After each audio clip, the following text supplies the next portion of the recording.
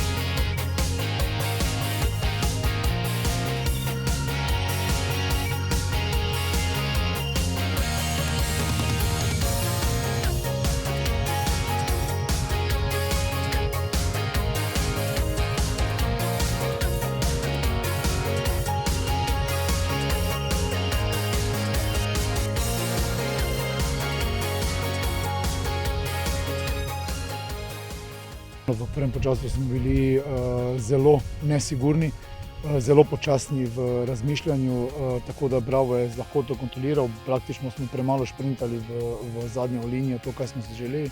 V drugem počasu smo to malo popravili, ampak dejstvo je, da dva identična gola nista v redu za ekipo, z izposto razloga, ker bili smo tam in konec koncev nismo bili tam. Tako da to je stvar, na katero moramo biti v prihodnosti pozorni in tukaj dvigniti igralce na nivo, ki ga Maribor potrebuje. Tu, ko je Bravo dober, tu smo mogoče zatajili v teh drugih žogah, v teh polkontrah smo slabo preprečili njihove napade, ampak to se ne bi smelo dogajati. Po gostovanju sedaj znova domača tekma, naslednji krog v Ljudskem vrtu in sicer sobotna večerna tekma, nasprotnik pa bo novinec v ligi Rogaška.